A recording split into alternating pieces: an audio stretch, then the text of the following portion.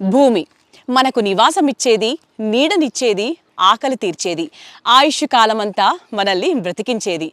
అందుకే భూమిని మనం అమ్మతో పోలుస్తూ ఉంటాం.